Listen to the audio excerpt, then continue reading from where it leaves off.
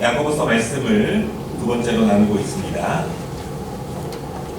바른 경제 관념을 갖는 것이 쉬운 일은 아닌 것 같습니다. 물론 개개인에게는 크게 해당되지 않을 수도 있습니다. 소박한 서민들은 매일매일 열심히 살고 열심히 일하며 하루하루를 살아갑니다. 각 개인들이 국가적인 경제와 국제적인 경제적인 일들에 많은 관련이 없습니다.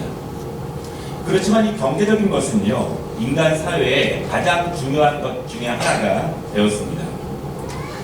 인류에게 또한 우리 모든 역사 가운데 경제 그리고 물질적인 것은 많은 유익을 주었습니다.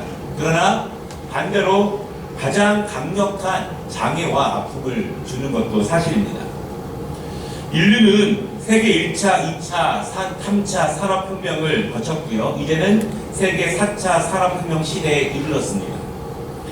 역사학자 유발 하라리가 호모사피엔스와 또한 호모데우스라는 책을 통해서 말하기를 이제 인류는 거의 죽지 않고 불변의 단계까지 이르게 될 것이다, 그렇게 예상을 하고 있습니다.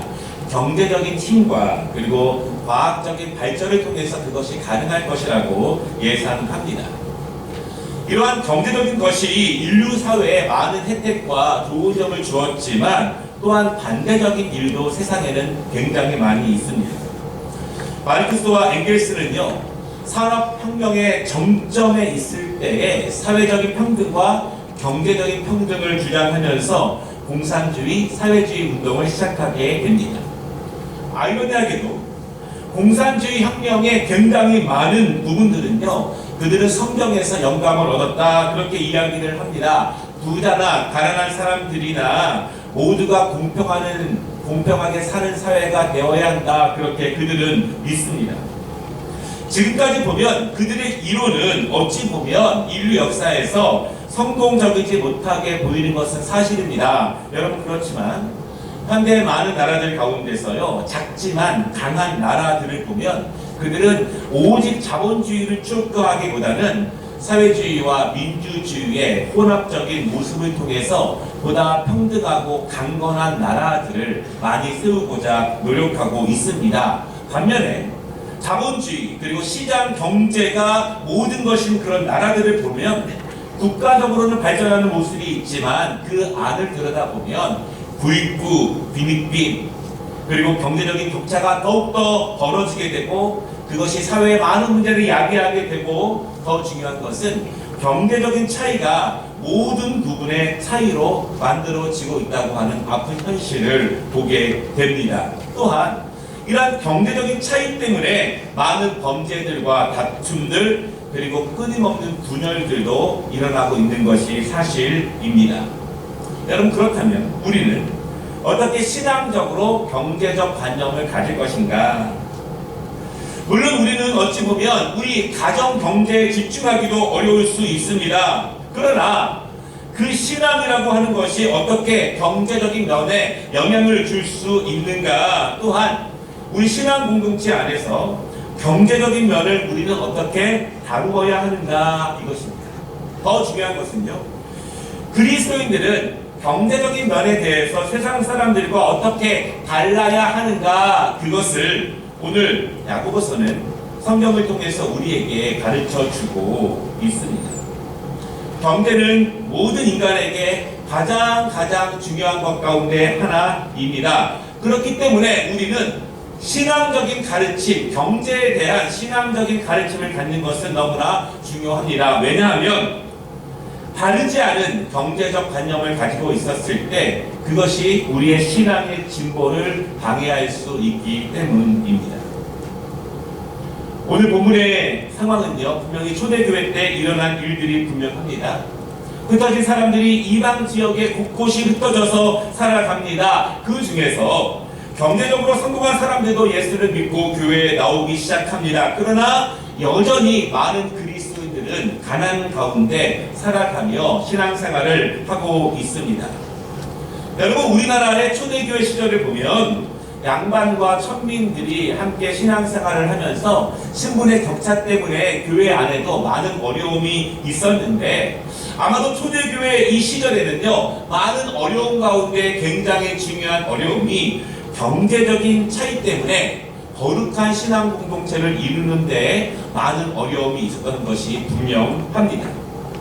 야고보는 분명히 알았을 것입니다. 그래서 이 말씀을 기록합니다. 바른 경제적인 관념이 없으면 거룩한 신앙 공동체를 이룰 수 없다는 것을 야고보는 잘 알았습니다. 바른 경제적인 관념이 없으면 신앙의 진보가 어렵다는 것을 야고보는 알았습니다. 또한 신앙으로, 믿음으로 경제를 주관하지 않으면 그리스도인들의 참다운 능력이 발휘되지 않는다는 것을 야고보는 알았습니다. 야고보는요, 우리가 이 야고보서를 통해서 믿음과 그리고 믿음을 가지고 있었을 때 그리스도인들의 능력 있는 실천에 대해서 다루는 성경이라고 말씀을 드렸습니다. 야고보는요, 그리스도인들이 되면 시험을 당하는 것이 당연하다, 그렇게 가르치면서 야고보서를 시작했고, 우리가 지난주에 그 말씀을 다뤘습니다. 여러분, 그런데 그리스도인들이 당하고 있는 그 시험의 가장 첫 번째 내용으로 야고보는 경제적인 면을 말하고 있는 것입니다. 예나 지금이나 경제적인 것들이 사람들에게 가장 중요한 내용입니다. 또한 우리가 신앙으로 경제적인 면을 주관하지 않으면 믿음의 진보를 이루는 데에, 신앙의 실천을 이루는 데에 큰 장애가 있기 때문에 야고보는 성도들이 당하는 시험의 첫 번째로 경제적인 이야기를 우리에게 하고 있습니다. 오늘 본문의 내용을 두 가지로 함께 말씀을 나누려고 합니다. 첫 번째 내용은요, 낮아지고 또한 높아져라. 9절과 10절 말씀을 보면 가난한 사람들과 부한 자들에 대한 권면과 경고가 같이 들어 있습니다. 이 자세히 볼 점이 있는데요, 낮은 형제 그렇게 써 있습니다. 사실은 낮다는 말은요, 가난하다고 하는 의미의 단어입니다. 그런데 그 낮은 사람들, 가난하다고 하는 사람들에 대해서는 형제라고 하는 단어가 함께 쓰입니다. 이 말은 초대교회 시절에 이 그리스도인들의 상당히 많은 부분들은요, 가난한 성도들이었다라고 하는 것을 의미하게 됩니다. 여러분, 그런데 이 부한 사람에 대해서는 형제라는 단어가 없습니다. 왜 부한 사람들에게는 형제라고 쓰지 않았을까? 두 가지 정도의 가능성이 있습니다. 첫 번째 가능성은요, 부한 사람들은 그리스도인이 아닐 수도 있습니다. 지난주 말씀을 드린 것처럼 그리스도인이 되면 사회적인 제재와 국가적인 박해가 있습니다. 그것을 알고 믿음으로 고백하며 신앙 공동체가 되는 것입니다. 그래서 여러분, 그리스도인들은 부한 사람이 되기가 쉽지 않은 거예요.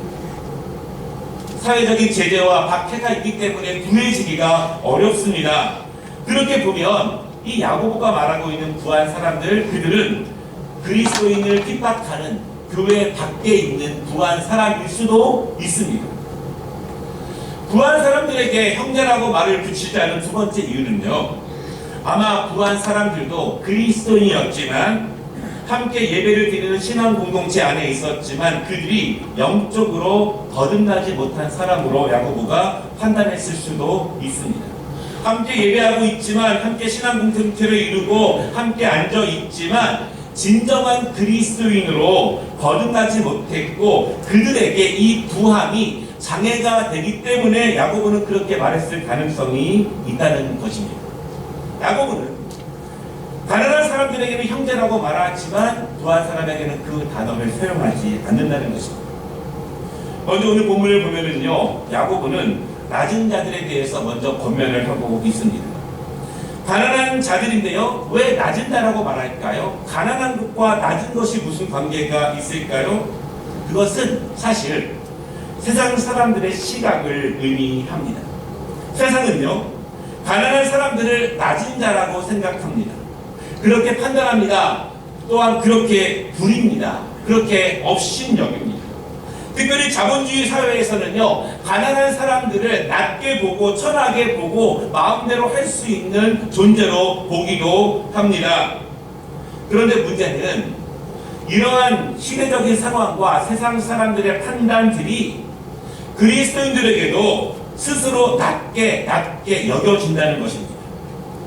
예수 그리스도를 영접합니다. 사회적 박해와 제재가 있다는 것을 알면서도, 구해지기 어렵다는 것을 알면서도 신앙 공동체 안으로 들어와 예수를 믿습니다. 그러나 그 박해가 끝나지 않습니다. 가난하게 사는 날들이 점점 길어지는 거예요.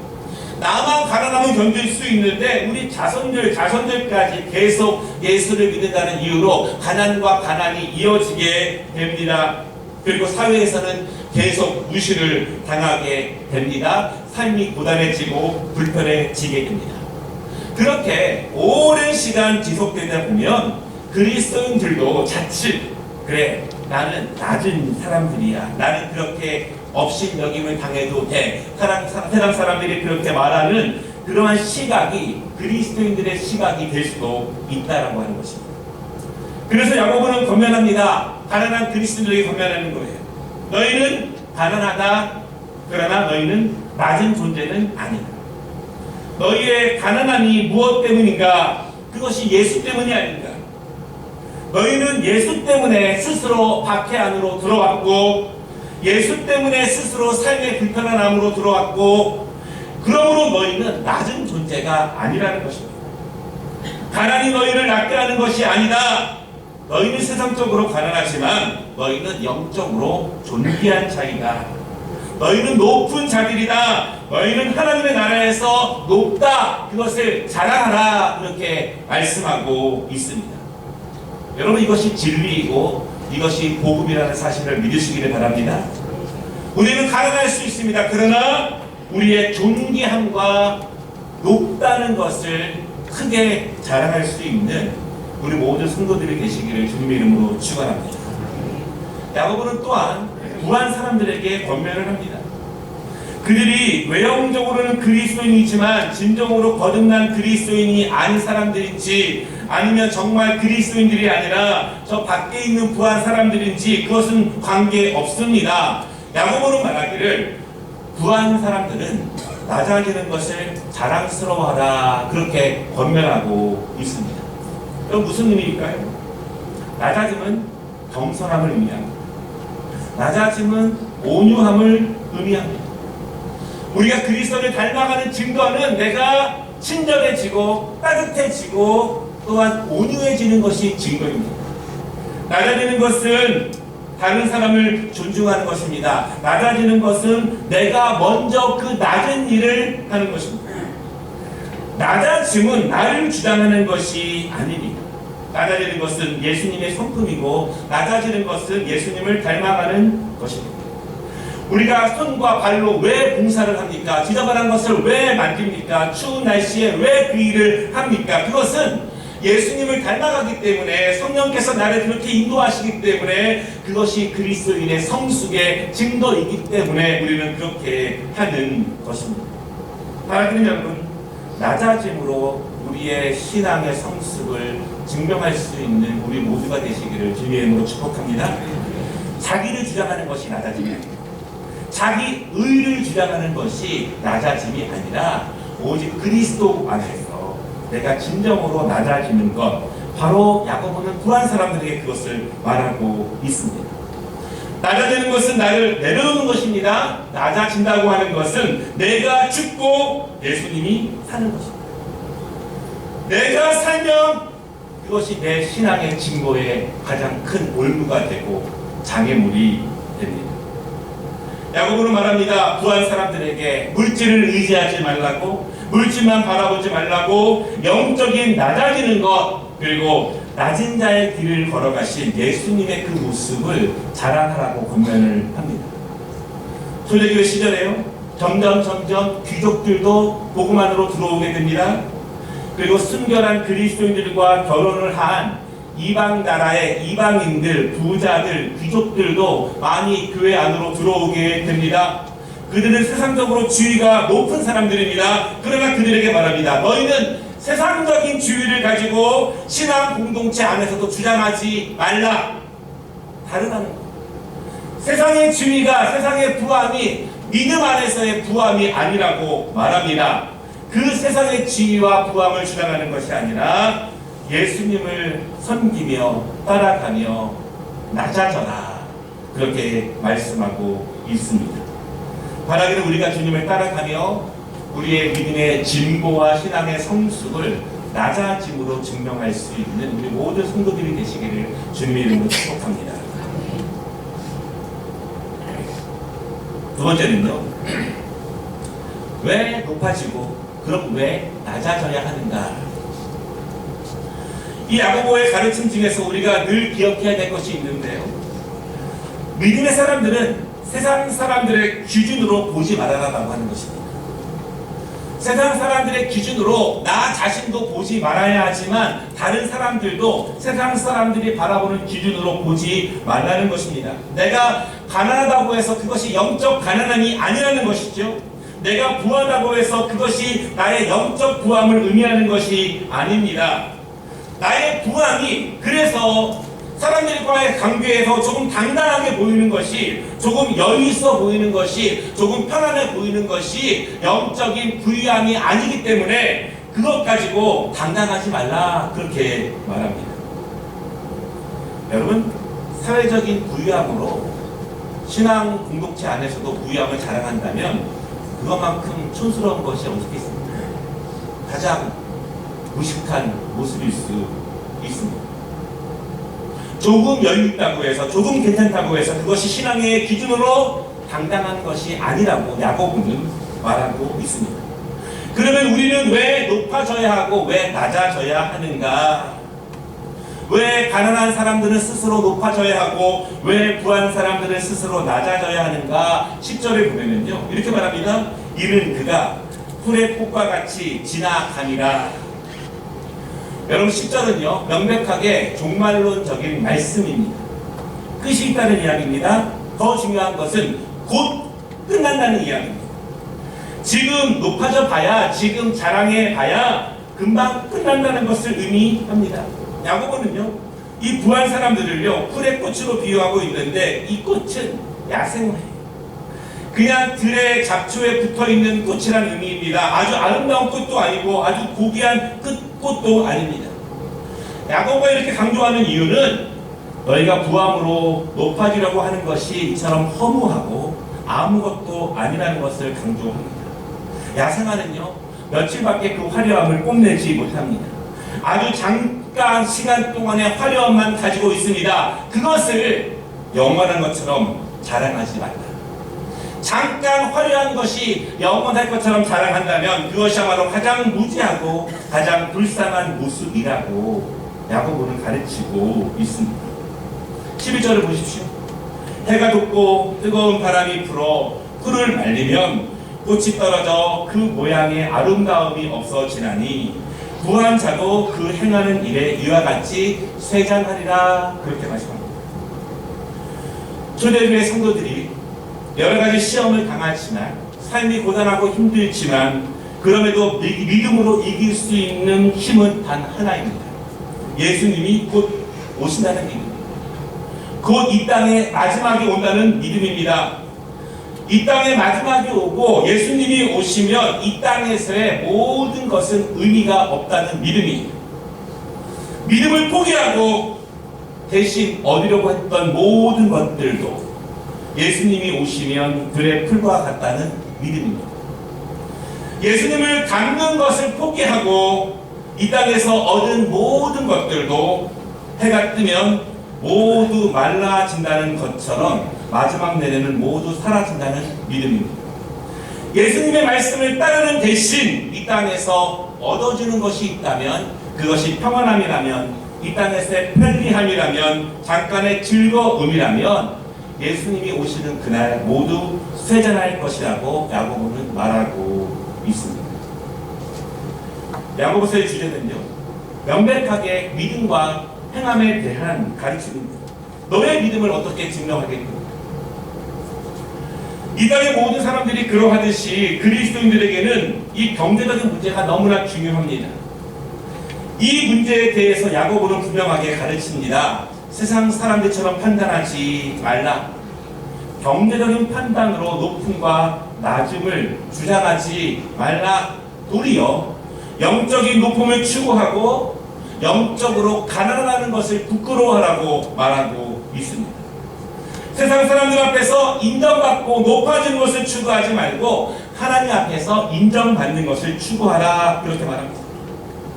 경제적인 것 때문에 믿음의 진보됨을 포기하지 말라고 가르칩니다. 왜냐하면 예나 지금이나 이것이 모든 그리스도인들에게 가장 큰 시험거리가 되기 때문에 그렇습니다. 말씀을 마치겠습니다.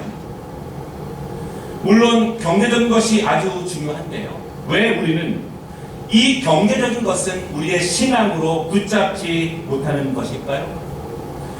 우리는 신앙생활하면서 상당히 많은 것들을 신앙의 힘으로 붙잡게 됩니다. 예배하는 시간, 봉사하는 시간, 성경 읽는 시간, 우리는 말씀을 배웁니다. 은혜를 받습니다. 하나님을 알아갑니다. 새롭게 결심합니다. 새롭게 결심하면 그 신앙의 힘으로 붙잡는 거예요. 예배 시간을 붙잡아 내어드립니다. 봉사하는 시간을 붙잡아 내어드립니다. 우리는 말씀을 생활하면서 점점 신앙의 힘으로 붙잡는 것들이 많아져서 그것을 하나님께 올려드립니다. 그런데 왜 초대교회 성도들은, 또한 이 시대의 많은 그리스도인들은 경제적인 것은 하나님의 말씀과 믿음의 힘으로 붙잡지 못하는 것입니다. 경제적인 면은 믿음에서 제외되는 것입니다.